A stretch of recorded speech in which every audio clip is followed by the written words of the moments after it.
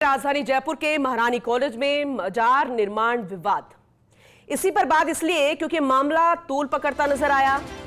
Committee बनाई गई, जांच की गई और ऐसे में अब जिला कलेक्टर की ओर से गठित जांच कमेटी रिपोर्ट सौंपेगी। आज 6 सदस्यीय कमेटी ने कल महारानी कॉलेज का दौरा किया। सीसीटीवी फुटेज के साथ साथ छात्राओं के भी बयान कमेटी ने दर्ज कर लिए हैं और इन्हीं बयानों के आधार पर ही कमेटी ने जांच रिपोर्ट तैयार की है। कमेटी मजार निर्माण के संबंध में वस्तुस्थिति रिपोर्ट अब पेश करेगी। हर किसी की नजर उसी पर टिकी हुई है कि आखिर इस रिपोर्ट में हर एक एंगल से क्या कुछ लॉजिकली लिखा गया है। पूरी रिपोर्ट कि आखिर कब इसका निर्माण हुआ, फिर से पुनर्निर्माण कब, जमीन किसकी है, क्योंकि जो कहा जा रहा है ऑफ द रिकॉर्ड कि ये तो बहुत पहले से है और ऐसे में अभी कुछ भी कहना जल्दबाजी होगा, क्योंकि अब तो रिपोर्ट में जो कुछ है वही सब कुछ साफ होगा उसी के बाद से ही, क्योंकि उसी के आधार पर फैसला भी लिया जा सकता है।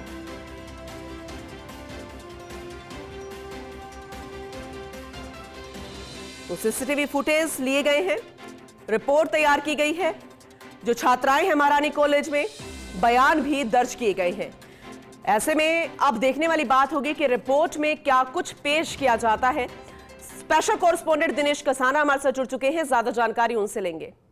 दिनेश, क्योंकि मामला तूल पकड़ता नजर आया, अलग अलग तरह के तर्क थे, लेकिन ऑफिशियली ऑन द रिकॉर्ड अब रिपोर्ट में सब कुछ है, सीसीटीवी फुटेज के माध्यम से भी और बयानों के माध्यम से भी।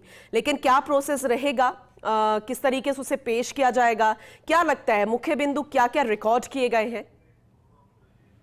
देखिए, जिस तरह से मजार निर्माण को लेकर विवाद सामने आया था, इस विवाद को सुलझाने के लिए जिला कलेक्टर की ओर से एक कमेटी गठित की गई थी और इस कमेटी में उपखंड अधिकारी राजेश जाखड़ शामिल है। इसके अलावा नगर निगम के एक उपायुक्त हैं त्रिवत चारण, वो भी शामिल है। पुलिस के अधिकारी हैं, पुरातत्व एवं संग्रहालय विभाग से जुड़े हुए अधिकारी हैं, वो भी इसमें शामिल है। इस तरह से पूरी कमेटी 6 सदस्यीय जो कमेटी है, कमेटी ने कल महारानी कॉलेज पहुंचकर पूरी वहां पर तथ्यात्मक रिपोर्ट तैयार की है, छात्राओं के बयान भी दर्ज किए हैं।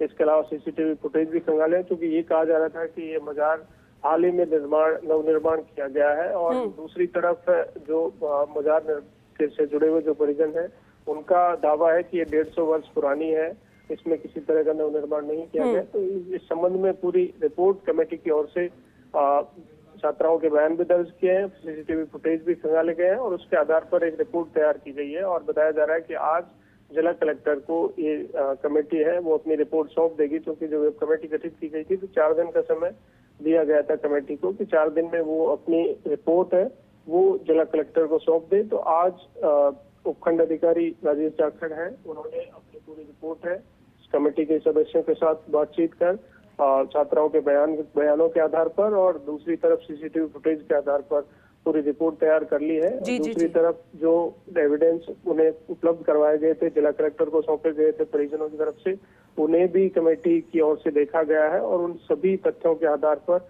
एक कमेटी की ओर से रिपोर्ट तैयार की गई है ताकि इस विवाद को सुलझाया जा सके।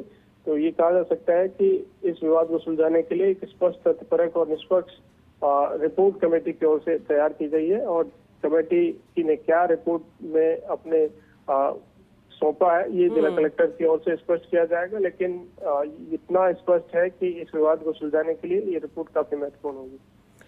ठीक है, नजर बना के रखिएगा, क्योंकि बेहद जरूरी है हर एक अपडेट लेना इस पूरे मामले से जुड़ा हुआ। नजर बनी रहेगी। बहुत शुक्रिया विस्तार से इस जानकारी के लिए दिनेश।